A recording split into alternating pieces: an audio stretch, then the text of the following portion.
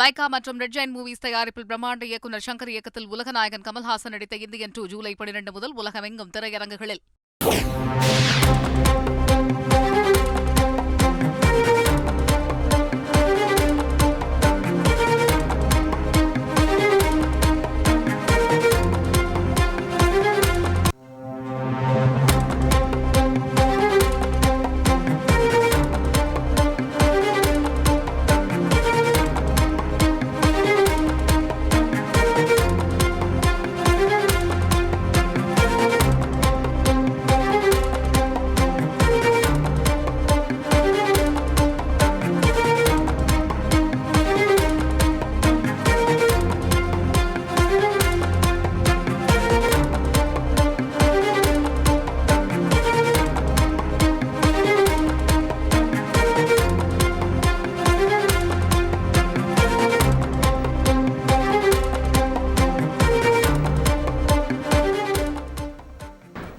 முக்கிய செய்தி.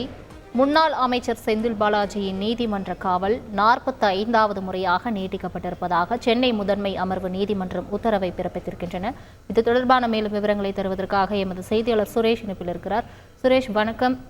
தற்பொழுது 45வது முறையாக முன்னாள் அமைச்சர் செந்தில் பாலாஜியின் நீதிமன்ற காவல் நீட்டிக்கப்பட்டிருக்கிறது. இந்த உத்தரவில் தெரிவிக்கப்பட்ட மற்ற விஷயங்கள்னா தொடர்பான தகவலை சொல்லுங்கள். வணக்கம். சட்டவிரோத பண பரிமாற்ற தடை சட்ட வழக்கில் கடந்த ஆண்டு ஜூன் மாதம் 14ஆம் தேதி முன்னாள் அமைச்சர் செந்தில் பாலாஜி கைது செய்யப்பட்டார். அவருடைய ஜாமீன் மனுக்களை சென்னை முதன்மை அமர்வு நீதிமன்றமும் சென்னை உயர்நீதிமன்றமும் தள்ளுபடி செய்திருக்கின்றன. தற்போது செந்தில் பாலாஜி தாக்கல் செய்திருக்கக்கூடிய ஜாமீன் மனுவானது உச்சநீதிமன்றத்தில் நிலுவையில் இருக்கிறது.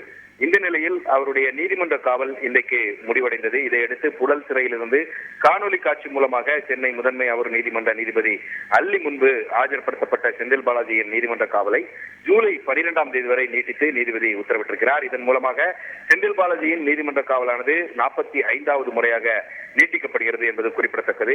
இதற்கிடையில் இந்த வழக்கை பொறுத்தவரைக்கும் அமலாக்கத்துறை வழக்கிலிருந்து விடுவிக்க கோரி தாக்கல் செய்த அந்த மனு மீதான தீர்ப்பை தள்ளி வைக்க வேண்டும் என்ற கோரிக்கையுடன் செந்தில் பாலாஜி தாக்கல் செய்த மனு மீது ஜூலை 12ஆம் தேதி உத்தரவு பிறப்பிக்கப்படும் என்றும் சென்னை முதன்மை அமர்வு நீதிமன்றம் அறிவித்திருக்கிறது.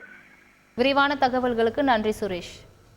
லைகா மற்றும் ரெட் ஜெயின் மூவிஸ் தயாரிப்பில் பிரம்மாண்ட இயக்குநர் சங்கர் இயக்கத்தில் உலகநாயகன் கமல்ஹாசன் நடித்த இந்தியன் 2 ஜூலை 12 முதல் உலகமெங்கும் திரையரங்குகளில்.